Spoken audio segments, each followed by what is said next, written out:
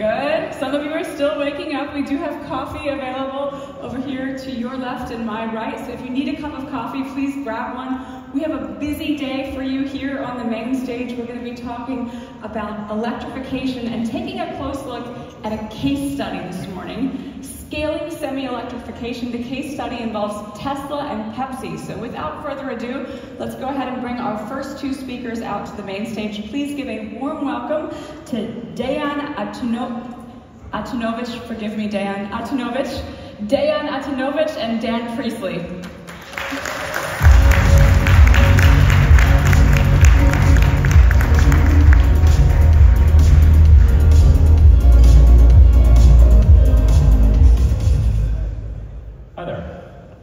So Dan from PepsiCo and I have been working together for a while on this project, and we want to talk with you a little today about how that's been going.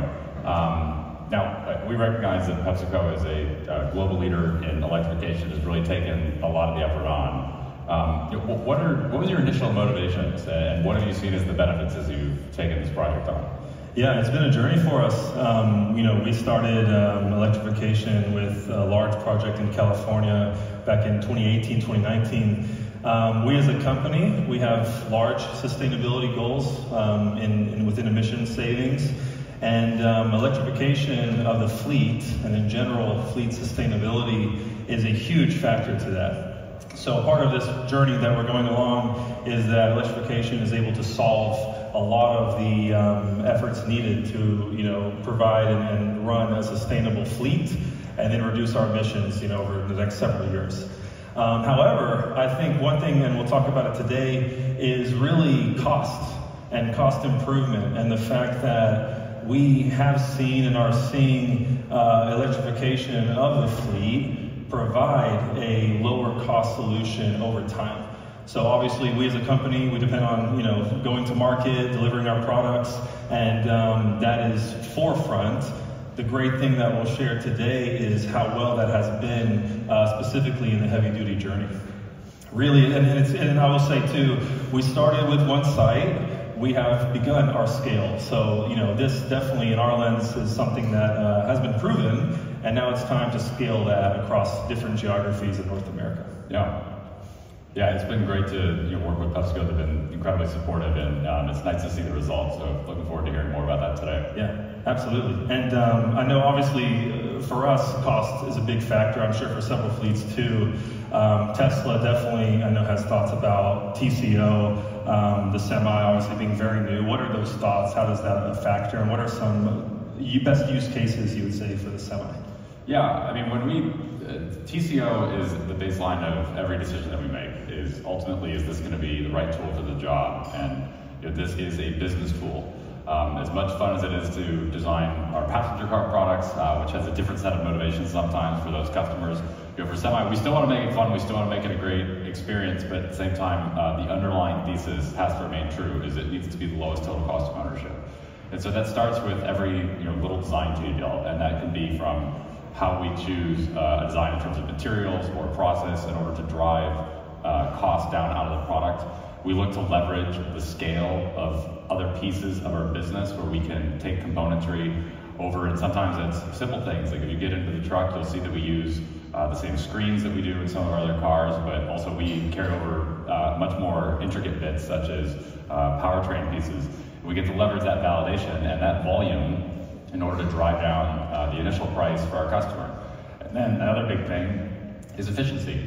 We really pride ourselves at Tesla of making the vehicle as efficient as possible. And that really is the biggest lever for driving down costs.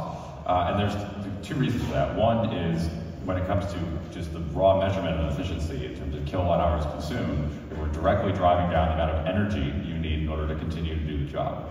But also, when we look at it on a range basis, if we can be more efficient, it means that we get to remove battery from the vehicle. And so that's a great lever in a way to reduce the upfront cost of the vehicle as well. So it really starts from the initial design scope, and we say, well, how do we make the vehicle the most efficient? That really informed the shape, that informs the powertrain selection, everything we do along the way in order to continue to improve the vehicle and ultimately drive down the cost. And then from there, it really extends through the rest of the vehicle design process. We look for areas that we can extract the most value out of our supply chain and drive down costs that way. but then also service and maintenance. And we leverage our software, our vertical integration there, along with our in-house service learnings from our passenger cars. We bring that same thinking over to our heavy-duty fleet to close that feedback loop that we get from the service folks in the field to make jobs easier, get the truck back on the road, reduce service costs, keep part costs low, and ultimately deliver that entire idea of lowest total cost of ownership. Plus, again, like we try to make it fun, so we want your drivers to be able to drive it, and ultimately we view that as like a retention piece. It's a recruiting cost that you and other fleets hopefully don't have to bear by making the truck fun to drive. Exactly, and that's a big piece of it too, is driver retention. We get a lot of driver feedback, to Dan's point, within our different fleets, and really that is a big piece of it, is that there has been this excitement plus just positive reaction, obviously for the purpose of what we're doing and the goals that we've set forth, but also just the experience, the simplicity of it, the adaptability and adoption. And to my surprise, to be honest, has been a lot smoother and easier for drivers and has been really well received. Yeah, and I think also, when the drivers ultimately, they're very passionate about what they do, and I have a huge amount of respect for the folks that get up every day and deliver the goods that really make the world turn. And we don't want to get in their way. We want to make sure we have a product that not only do they enjoy doing, but they feel safe in operating, and also that we're not like wasting their time. They're not spending time charging. It's not an asset that they don't look forward to getting into. And so by giving them things like fast charging and a comfortable space to be in, we really get to maximize the driver's day. And I think we've seen that in some of the operations. And when we talk about total cost of ownership for you, it lets you get the vehicle back on the road quickly, through fast charging and really lowering the amount of dedicated charge time that we have. And we've seen that in events like the Run on Less thing that you did, as well as just every day where you're pushing some of your trucks pretty hard. So evidence that the drivers love it and they're able to really make use of the time. Yeah, exactly. And what I'd like to do really is also just share a little bit about our fleets. I say fleets plural because PepsiCo in the heavy duty space, as you know, operates really 3 different types of fleets. So I'll start with Pepsi beverages, really, just to kind of highlight that. These are, of course, Class A semi-trucks. They're hauling beverages, of course, both locally and regionally and long haul. So the first subset of that fleet is what we refer to as the delivery fleet. These are trucks that operate much more localized to a city, urban area. They're going perhaps 150 kilometers or less per day. However, that has been a great use case, and part of that experience has been, again, the ease of drivers and that positive reaction when it comes to driving in urban cities, city streets, things like that. Everyone talks about the turn radius of the truck, which hopefully is no surprise, especially for the test drivers here. And in addition to that local Pepsi fleet, we're also having this other fleet within beverages that we refer to as transport. This is the regional long-haul fleet. So these drivers, they actually operate in a slip seat fashion, meaning that a driver has his or her shift, they start, they go, take the truck out, they may run 800 kilometers or so within that shift, and then at that point, return to depot. There's maybe a 30, 45 minute pause, and that same truck is then taken by another driver, goes back on route. Now, and this is with heavy payload, right? When we did the Run on Less, for example, last year, we showed that majority of the time, we were actually total combined weight at about 35 tons. So heavy experience, positive though, really across the board. And then finally, similar to that Pepsi transport on our Frito-Lay side of the business, which you can see here actually, this is a little bit of the opposite in terms of weight, right? So hopefully to no one's surprise, that part of the business is hauling chips, which are lighter. Half or more than less than half of the weight on the beverages side, but very similar. They're running regional long haul, and I think what we've been able to do in really all 3 of those settings, but mainly the regional long haul side, is prove that electrification can work within that business. And what's very important for us is to have been able to demonstrate that heavy duty EVs should and can mirror and replicate diesel operations, right? And that's really a big unlock that we've seen. Yeah, and all three of these business units that you run have provided really excellent learnings for us and at Tesla. And I mean, I do find it a little funny, and I kind of roll my eyes when like, oh, you were just hauling chips. I'm like, it's PepsiCo. Like, they're hauling beverages. I mean, how much do we have to explain this? And your highest mileage trucks are the ones that are in your beverage transport division. And so we've gotten this really good bookend of learnings from stuff that's heavy and far with then delivery. We're excited as we go to build our what we consider standard range asset, 500 kilometers on a single charge. That'll be a great fit for the Pepsi fleet when the time comes. And then at the same time, the Frito aspect is a totally different run operation, and so we get to test it in a variety of different circumstances, and that's proven to be really valuable and worked well, I think, for both sides. Yeah, absolutely. It's been fantastic, and getting those different experiences really, and I think, again, we've learned a lot, and I'm excited to share. Yeah, I mean, and you were the first ones to take delivery of the Tesla Semi. I mean, we had a great delivery event, a lot of fun there, but how have you give us a little more information on exactly how you've been using them in your fleet, beyond just the duty cycles, but a little bit more detail there? Yeah, so we have 3 depots that we've launched in California. The first one to mention is in Modesto, California, Northern California. We operate 15 Tesla semis there. That's the regional long-haul operation we just talked. In Sacramento, California, about an hour and a half away, for beverages, heavier payloads. We are actually operating 21 semis there. Out of those 21, 18 are local. So again, shorter mileage per day, but still run every day. And then 3 of those are long haul, much more regional. They go into Central California and then throughout the northern part of the state. And then recently, we have also launched a 3rd depot in Fresno, California. This has been so far a great success. We're actually deploying 50 trucks. We thought 21 and 15 was a little too low, so we decided to do 50. And again, so far, positive reaction there. We operate those where 45 trucks are going to be dedicated to city, more localized transportation, and then the 5 remaining out of those 50 are much more regional long haul. A little bit about those. You mentioned, I think, performance has been a big factor of that. On the Frito-Lay side, where we do run a little bit more, light, we have seen over a year and a half, 2 years, pretty much consistently 0.8 kilowatt hours per kilometer efficiency, which is fantastic. The heavy-duty Pepsi side with the Teslas in Sacramento, and then now soon as we're deploying Fresno, pretty much follows suit. It is the same number, if not a little better, than what we shared from the Run on Less, which is 1 kilowatt hour per kilometer efficiency. So that's been, I think, a huge benefit of the truck, state of the art. And not only that, metrics are fantastic. We've shared a lot of those across different payloads, but it truly is also that human experience, the driver feedback. I was in Fresno, a few months ago when we were first launching.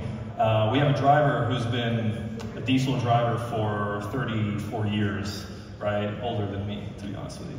And his feedback was just so positive. It was like a kid in a candy store, really. And, we asked him, well, how do you like the truck? And the feedback is usually the same. I don't want to go back to diesel. This is the future. This is now. This is what I want to drive. So far, that's just been a great overall theme that we've seen. That's great. Yeah, I mean, that was the goal from day one, and I'm glad to see your drivers are appreciating it. Those 3 projects have been something that we're really proud of support as well. But I know that we've had some challenges, particularly on the charging side with deploying infrastructure. And so I'm curious, you decided to opt for more of the fast charging solution, which we've talked about has a lot of benefits. But can you talk a little bit about what the deployment was like, what you've learned from those 3 different California deployments, all of which, by the way, are depot charging, but can you share a little bit about your experience there? Yeah, no, good question. Infrastructure is a big challenge. Utilities, grid capacity, we run into those issues transparently. We originally sort of took this estimate that, okay, it's going to take about a year and a half to launch these megawatt scale projects for fleet electrification. That's the bare minimum. To be honest, it's more for us like 3 years. So we're really required to work ahead of time in terms of planning and bringing in, these massive amounts of megawatts to service these fleets. In some cases, it's the same power density as building a new plant or a warehouse or something large like that. However, it has been really beneficial. Dan, to your point, we do everything behind the fence today. So we develop and install our own megawatt level charging, and that is truly the key to this success. Mainly for the transport, long haul, regional haul, slip C operation. Without that ability, we would not be able to run through trucks, and continue that operation 24/7. And then really that to us is the way forward for heavy duty. And you found that when we talk about megawatt charging, some folks get concerned that maybe they're not going to be as reliable. Maybe it's not going to be available. Like, what if I show up and the charger's not ready? Can you comment on has charging met your expectations and in order to deliver the fleet performance you desire? Yeah, no, it's been fantastic. I mean, look, all of this technology is new. Nothing has been without the need to work through things and challenges. But it's been, a success, really. I think we have been able to really continue our operations from baseline, diesel and CNG with the Tesla Semi, as this new world.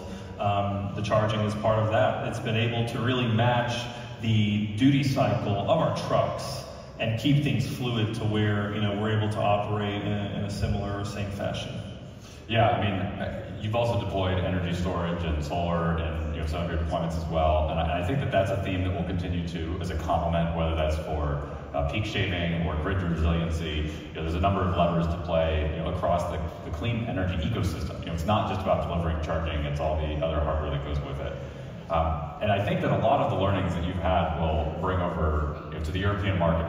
But we also recognize there are going to be some differences. I think that depot charging is something not only did PepsiCo do at their sites, but Tesla for its sites has done so far as well. But I think we're going to see, as we shift, particularly over to Europe, a little bit more prevalence and reliance on the publicly available charging. The depot charging is maybe a little bit harder, particularly in areas where space is a premium, and there aren't trucks that are necessarily domiciling on site. So I think that's one area that we're going to be looking to maybe tweak the ratios of how we do behind the fence or depot charging versus public charging. And the reliability and stuff like that I think will continue. But deployments I think will be more challenging to a certain degree. Are all three of your sites within PG&E territory, is that right? No, actually, one is two are local and then one is PG&E. Okay, so at least this is a little common. It's that PG&E is a major utility in California, and in that scenario, it would have been like, oh great, all three are under one utility. But no, it sounds like actually they're all three different utilities. They are. And maybe that's actually an experience that will resonate here, where there are a lot of local and small utilities throughout Europe, and particularly in Germany. My understanding is there are several hundred, and so working individually with those utilities for large-scale electrical projects can occasionally be challenging with unique rules and individual pieces. And so that's going to be something we're going to have to continue to navigate as we go forward. And we're big advocates for trying to simplify that process. Whether that's bringing power to the site, easing deployment, easing construction. We're not looking to cut corners, but just how do we get consistency? How do we have policies and rules and design standards that allow us to move quickly, that don't put anything at risk? And that's something that I think we'll continue to advocate for as we go forward. Absolutely. Yeah. So, in terms of utilization, we've talked a little bit about the charging enables the more beneficial TCO. Can you comment a little bit more just about your fleet and how you've been able to put it, to stress it? Yeah, no, again, it has been put to the stress test for sure. Some of our trucks go into Nevada over Donner Pass, like you showed. It's an extremely high grade, and it has been, really interesting to see that and get that data. Part of I think, two big factors to savings is really fuel as well as maintenance. Fuel, that's one thing where, of course, in California especially, diesel prices are extremely high. Fortunately, with electricity costs, there are some cases where we're able to leverage EV dedicated rates. That, in combination with peak shaving, with the integration of Megapack that we have at each of our depots, really has been able to drive down that cost of fuel each month. In some cases, we see that 25–30%, and I think that's part of it. The more we utilize the trucks, the higher those savings turn out, as time goes on. I know maintenance, of course, for us, across the board, light-duty EV, heavy-duty EV, maintenance is an improvement with electric vehicles. I know Tesla has some thoughts on that and maintenance, so I mean, how do you see that and the associated savings as well? Yeah, I mean, maintenance, we understand that we're going to continue to do everything we can to just remove it entirely. That's the goal, is just get rid of it. If we can eliminate service and the need for it, then that's the best savings. But we also understand the world will introduce chaos, and there are things that we have to do to repair a truck to get it back on the road. And so with that in mind, not only do we look for ways to eliminate service entirely, but we spend a lot of effort in, we have a whole team that does nothing but service procedure creation and tooling, and we have regular recurring reviews where we are doing design for serviceability, where we go and we take the truck apart virtually and then eventually physically as well. And what we do is we look for how do we decrease the time, and that can be an individual clock time, but also how do we decrease the number of technicians that need to work on a truck at any given time, and try to turn it into something that we can get in and out very quickly, back to your fleet as quickly as we can, because time is money.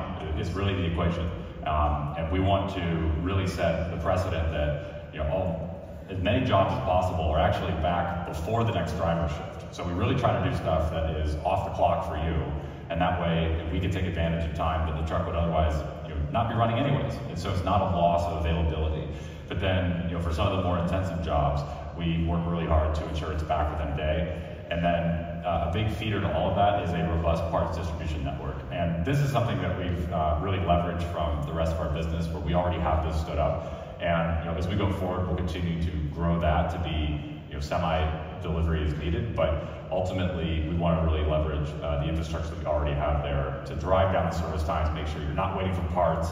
We've got the procedures in place that once a truck comes in, we can bang it out really quickly and get it back to you, ensure it's in good working order again. Exactly, and a huge piece to it, especially for, again, a fleet of our size, where business uptime, time itself is critical. And then that's been a big benefit to us, is having that maintenance and support through Tesla. That's really how we've been able to keep things moving so fast, right? We have about 3.8 million kilometers traveled on these trucks as a whole. And that is going to continue to grow. And again, maintenance and reliability is a big factor to that.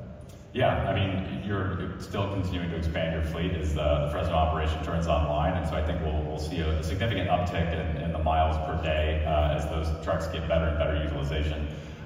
You're working through some interesting things on the charging front there as well, and so we'll be unlocking more and more utilization. But we're standing up a service center nearby in order to take care of those trucks, and we really feel it's important that you're adequately taken care of. And also, we're working on transitioning some of our service responsibilities actually over to PepsiCo, because we understand that for different fleets, they have different needs.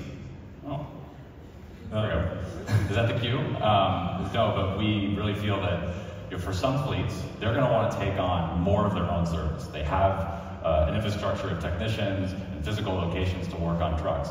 And so that's where we'll train their team. We'll work with PepsiCo and move that from doing a little bit of everything like we do now over to PepsiCo taking more and more of those service jobs over. And I think for some fleets, they'll take even more on, and I think for some, they'll take less. It's going to be a mix. The heavy-duty industry is incredibly diverse in terms of how they operate, and we just want to make sure that we're there to support in whatever makes sense for that particular customer. So far, I think that Tesla taking on a majority of the services worked very well, but we're looking forward to training your technicians and having you take on a greater share of that responsibility. Exactly. Yep. Yeah. Absolutely. Yep, absolutely. And I think, again, I'm sure that will grow, and I know obviously everyone's excited for Tesla, I'm sure, to be here in Europe. For us, again, in the States, we're primarily owned and operated fleet. We own our assets here in Europe. It's a bit more third-party carrier, and I think a lot of these benefits, as adoption rises, will be seen. And I think third-party carriers as well, just to note on that, are critical part of the puzzle to, you know, large companies like ours, electrifying fleets and, you know, scope 3 emissions reduction and such. So I'm sure there's more for you guys as well. Yeah, absolutely. Yeah, we're really looking forward to it. But, you know, ultimately, the PepsiCo relationship has been phenomenal. I can't say enough, you know, not just, you know, Dan and his team, but everybody throughout the organization has been nothing but ever, you know, a pleasure to work with. And as a launch partner, they've been incredibly supportive. And, you know, we have had some, you know, interesting reliability challenges, and we'll own it. That, you know, early on we had some teething issues, but we've worked through them, and, you know, they've been supportive, and they've worked with us, and they've you know, really allowed us to put the trucks to the test in a number of ways, and embrace the technology as it first came on the road. And now we're really seeing those dividends pay off from the early trials and learnings. So we're looking forward to, you know, finding ways to, you know, expand working together and, you know, make the next phase of this even better as we look to go to scale. Absolutely. Yeah, my message really is, you know, it isn't just one company, one fleet, one OEM. This is going to take collaboration, hard work, really, and you know, I think Tesla, of course, has been a phenomenal partner in this journey, and obviously we're going to, you know, keep our momentum going, and you know, look forward to great work and scaling these efforts. Yeah, well, I think that'll do it. Appreciate it. I know we're yeah, it's been a lot of fun. Thank you. All right, thank you, everyone.